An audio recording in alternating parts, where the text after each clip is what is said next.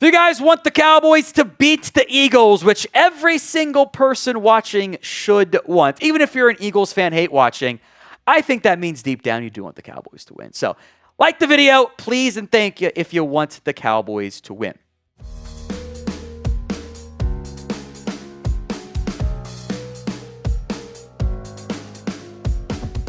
Philadelphia on the road this week at the Dallas Cowboys. Eagles are a 3.5-point favorite. Opened at 4, got betted down to 3.5 after the solid win by the Cowboys against the Raiders on Monday night.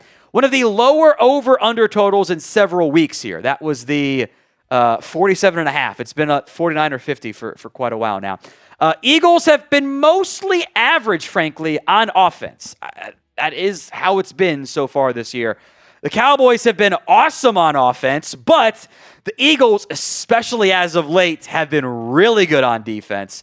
And the Cowboys have not been good on defense. And you've got, top 10 and average on one side and top 2, bottom 2 on the other. So who knows what will happen this week? Some Cowboys injuries to monitor. Dak was limited on Wednesday with the hip injury. Expectation is he'll play. I don't think it's going to be anything risking a setback, but one will monitor for sure. Jadeveon Clowney, Dante Fowler, shoulder/neck and a shoulder. I think they'll be okay. All these guys limited on Wednesday. Malik Hooker is probably the one to monitor the most here, given his not full participation on Thursday either. Should raise some red flags. Tyler Smith's going to be on the report all year. He'll play. Solomon Thomas trending towards a return. Same with Donovan Wilson, should be back again. Perrion Winfrey's back full, but he also just came off of IR, so they're still listing it on that front.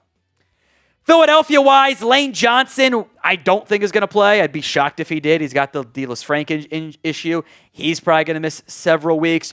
Jalen Phillips will play, was limited on Wednesday. We'll talk about him later in the week. He's been awesome this year for Philadelphia since the trade. Cam Jurgens in concussion protocol. Every now and then you see a player return inside that initial 7-day window as opposed to the normal average 9 or 10-day recovery on average. Jurgens might be the one who beats the average. He was back at practice in limited capacity on Thursday. Still has to work his way through the protocol, so no guarantee he is back. Extra offensive lineman Myles Hinton and Willie Lampkin currently on IR. Could replace Lane Johnson potentially on the 53 if Lane goes to IR. Is this a must-win game for the Dallas Cowboys? I get to keep asking it because I didn't technically play my card against the Cardinals. Did play it against the Raiders, so I get it back. I think you have to win if you want to have any real semblance of playoff hopes there. So my answer is yes. What do you guys think? Y for yes, N for no. Number one key to victory. Your defense has to show up. You are not going to win this game allowing 27 points or whatever, like the way you have been too often this year, given how good the other side of the ball for the Eagles defense has been playing this year. The Cowboys are just not a good defensive team. And they were much better against the Raiders. I acknowledge that. It's the Raiders. That's not exactly the most intriguing thing. The Eagles offense, meanwhile, the last 2 games, hasn't done a very good job. 10 points, 16 points. The Packers and the Lions. Those are solid teams, but you expect the Eagles to be able to do more. You need to kind of keep the narrative going of the Eagles' issues on offense and the dysfunction and A.J. Brown being upset. Your defense has to have a good game. Otherwise, I don't think you have the margin for error to be able to overcome it. This is too good of an opponent to have a terrible game out of your defense and expect to win. Who you got in this one? E for the Eagles, C for the Cowboys. Let me know in the comments section of today's show. E for the Eagles, C for the Cowboys. Key to victory number 2, the offense balls out. And again, your offense has to have its A game. You don't have, I mentioned the lack of defensive talent. You don't have the margin for error to not have a good game on offense. You don't have the Packers defense or the Lions defense to be able to have success. This is why it's been so different this year on either side of the ball with the way the Cowboys have played versus the way that the on defense versus the way they played on offense. The third down defense remains putrid. They are dead last in the NFL on third down defensive rates, allowing a 50% conversion rate. It's a huge issue in their earlier season loss against the Philadelphia Eagles. Eagles, meanwhile, they've been very average on offense. In fact, kind of below average if you get to some of the yard stuff, but they're great in the red zone. They've had issues on third down, oh, by the way. Defensively, on top of this, to make note, they're really good, and they're solid on third downs. The red zone stuff, Eagles have been great on both sides of the ball. Cowboys have not. Could potentially be a big, big difference. You need your quarterback to have his best game. This is one of the games where if he doesn't have his A game, it seems unlikely that they'll be able to win. This is the margin for error the Cowboys have built for themselves with the way the roster is constructed. We'll talk about it later in the week. Dak's had a lot of success, A, against the NFC East, B, against the NFC East at home, C, against the Eagles, D, against the Eagles at home specifically. Got to have it again this week. Good notes here from Chase Sr. The defense has really taken a step forward ever since the Jalen Phillips trade. He, as we'll discuss later this week, has been awesome for Philadelphia. The entire defensive line, including Jalen Carter, seems to be doing better as well. The linebacking core is very talented. The secondary, minus like one guy, has been pretty good. This is one of the two best defenses the Cowboys will probably face all season long. Today's show is made possible by PrizePicks. The hard-hitting football action is even better with PrizePicks. The weather might be changing, but the feeling of being right never gets old. Keep the season rolling on PrizePicks by getting $50 instantly in lineups after you play your first $5. You can play PrizePicks and get in on the action in football in more than 40 plus states, including California, Georgia, and Texas. It is the only app to offer stacks. Pick the same player up to 3 times in the same lineup. Maybe you want to go Drake May more than on everything. And maybe Joe Burrow does play in that game after all. 3-pick power play lineup here. Drake May more than passing yards. Caleb Williams more than rushing yards. He'll do his creator scramble chaosness. And Rashee Rice more than a half touchdown. If you haven't already, go download the PrizePicks app today. Use code CLNS to get $50 in lineups after you play your first $5 lineup.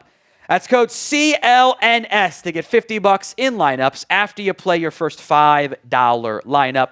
PrizePicks, it's good to be right. Links in the comments section and the description of today's show. Key to victory number 3, you have to contain Jalen Hurts. And easier said than done. Make him consistently beat you from the pocket. Make A.J. Brown have another crash-out game or post-game or maybe in-game as well. The Eagles, Hurts I think is sometimes overhated, kind of like how Dak is overhated. I think both guys get a little bit too much criticism despite a lot of really good results over the course of their careers.